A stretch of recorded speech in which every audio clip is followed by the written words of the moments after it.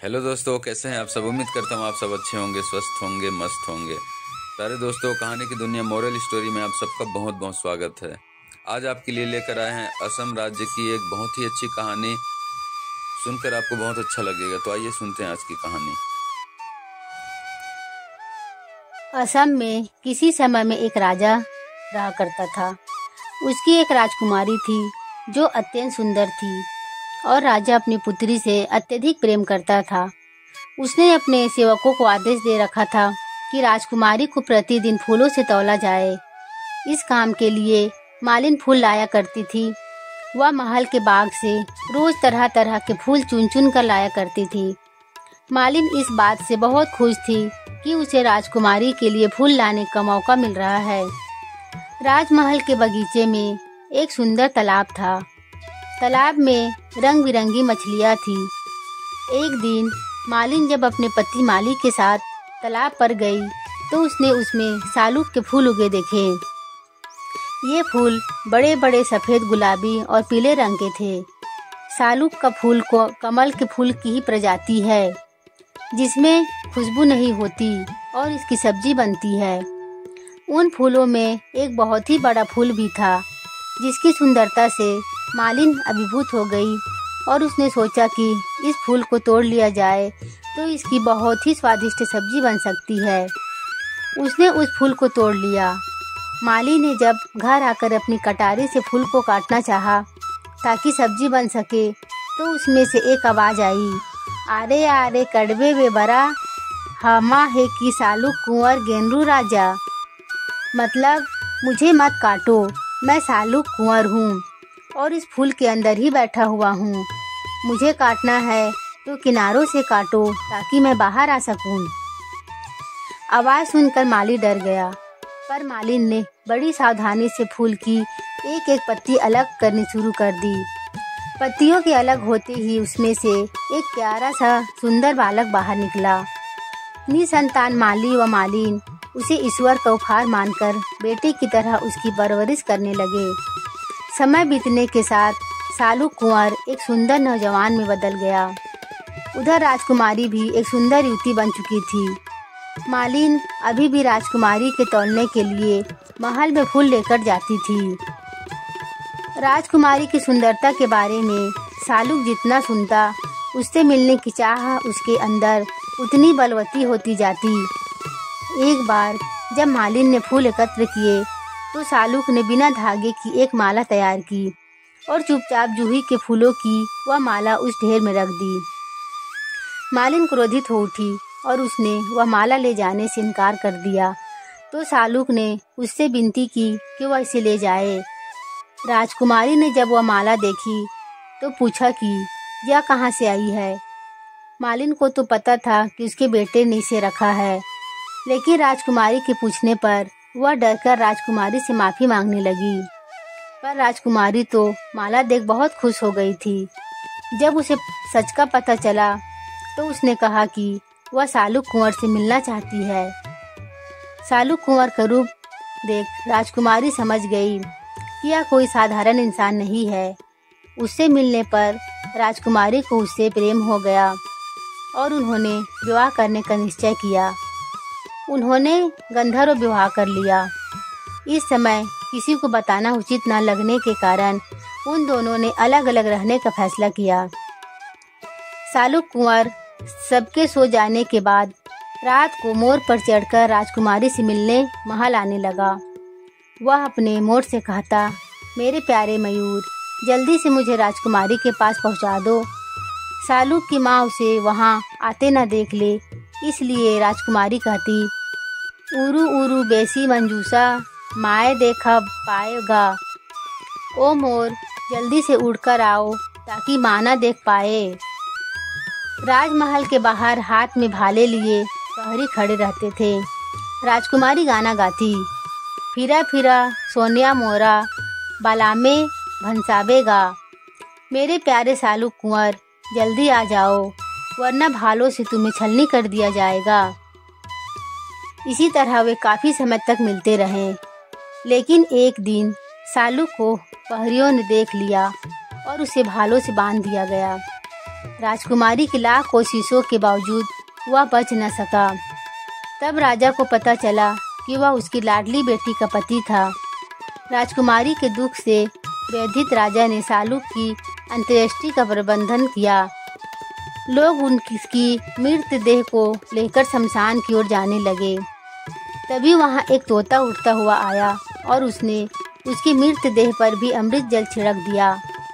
अमृत जल के छींटे पड़ते ही सालुक जीवित हो उठा। राजा और राजकुमारी ही नहीं, बाकी लोगों की भी खुशी का ठिकाना न रहा।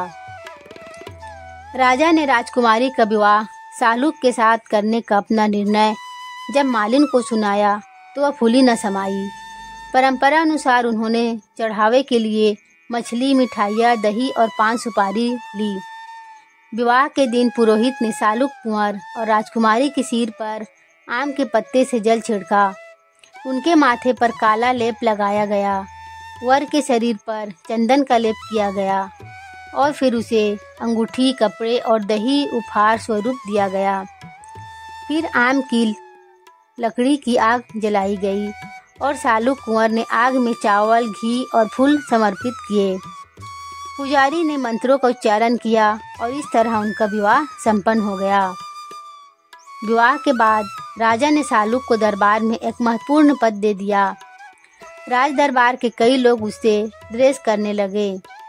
एक माली के बेटे को अपने बराबर सम्मान पाते देख उन्हें बहुत बुरा लगा और वे उसके खिलाफ षड्यंत्र रचने लगे। एक दिन राजा ने अपने सारे संबंधियों को शिकार पर चलने के लिए कहा, पर सालुक कुंवर को यह सोचकर आमंत्रित नहीं किया गया कि वह तो शिकार करना जानता ही न होगा।